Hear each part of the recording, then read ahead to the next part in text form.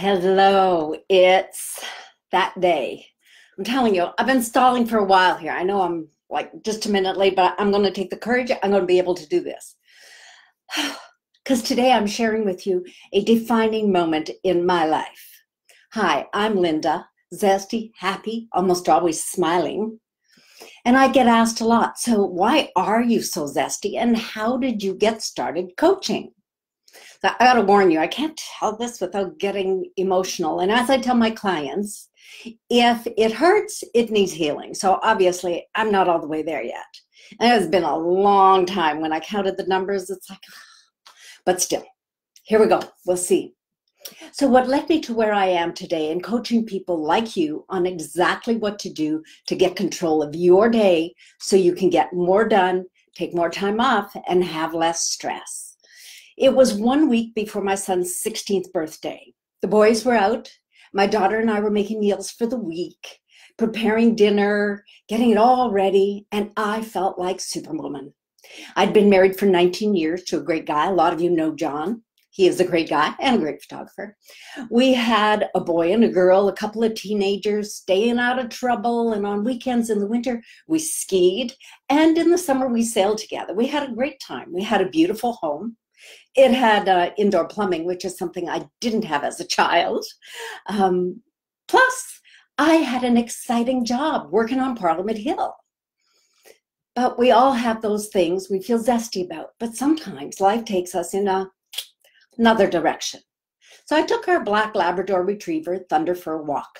A quick 15-minute run. When I got back, everything had changed.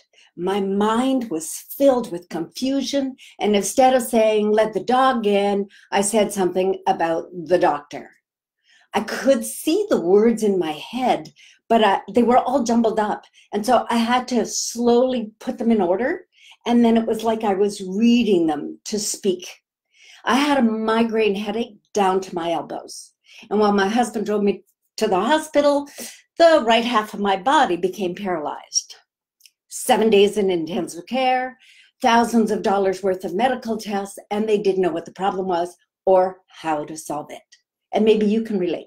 You know, having a dream, but life interrupts and it all goes to hell in a handbasket. The zest is gone.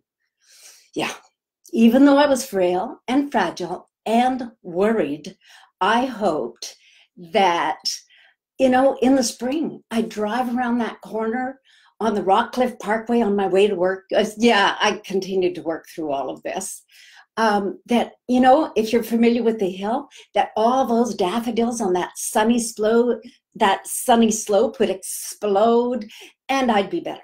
Well, the daffodils came and went and I still felt run down, sleepy, overextended all the time. I had to take naps at work, yeah. The people in Parliament Hill, some of them helped me and others have no idea what went on in their offices while I was having a nap and they were at question period.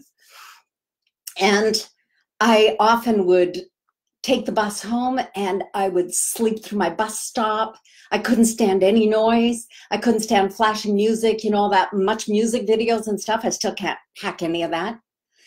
Certain sounds really get to me too.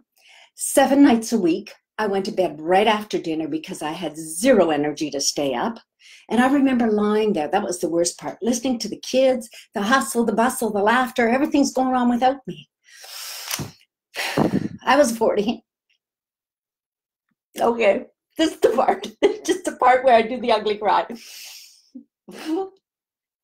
2 kids, husband. My mother died when she was 47, and I thought, oh dear God, am I headed to friggin' 47 dead? Well, it didn't happen because I'm still here to tell you the story, but it does stick in my throat. And then it got worse because to boost my energy, the doctor put me on antidepressants, even though I wasn't depressed. But I was ravenous. I was traveling the country, and the guys I traveled with would fill their briefcase with food because I couldn't go. If I wasn't eating all the time, oh my God, it was not a pretty sight. So I gained over 20 pounds. That was depressing. And I hoped that maybe next spring when the daffodils bloomed, I'd be better. Nope, not yet. Yeah, There was still plenty of snow on the ground. So I went downhill skiing with a friend. We had lunch outside. We're at Mont Tremblant before it all built up to what it is now. Like I said, this is an old story. We had lunch outside in the sunshine. I sat in one of those beautiful Muskoka chairs and I fell fast asleep. My friend had to really give me a good shake to wake me up.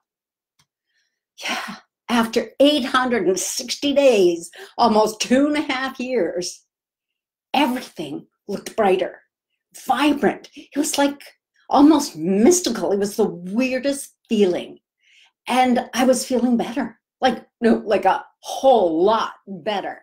Something happened in those years and on that mountain, from feeling like Superwoman that November morning to being lost and no power, no control, and dragging through life day after day. Well, I'll tell you, I skied like I had the wings on my back, and a giggle climbed up from me, inside of me, and I was singing my way down the hill. And on my way home, when I went around that big sunny bank, the daffodils were blooming finally. And I realized that my big dreams were not gone. They had just been temporarily sidetracked. And I was in control of my life, my days, and my dreams. And more than that, I had a new lust, a thirst to live life to the fullest, and an unwavering desire to manifest my dreams, but not just mine. I wanted to do it for everybody else's dreams too. And that's why I'm so passionate about what I do. And it became my book, my mantra, and it's my purpose. I call it living the zest. And you could live the zest in your life. You could live the zest in your business. And once I figured out how to manifest my dreams, then I started teaching other business professionals how they could do the same again and again. I watched them change right before my eyes, from stuck, frustrated, spinning in circles to regaining control of their dreams and their own goals. They have added confidence. It gives them the courage to step forward and boost their business. That's when I knew that I was on something, and I made a commitment to use my voice and to dedicate my professional life to helping other business professionals from a variety of industries: hair salon, real estate, oil and gas, dog training, insurance, like interior decorating. I've got my clients come from a whole lot of different lines of business and more, to find a chosen path to their business and the life that they love. So there you go. That's my pivotal point. That's my ugly cry. You got it all from me today. I'm taking the weekend off, but I will see you on the holiday Monday, because we're going to be doing myth busting next week. So have good conversations all weekend and hold the people you love close to you. Love ya. I did it. Well, didn't think I could do that. I almost did it.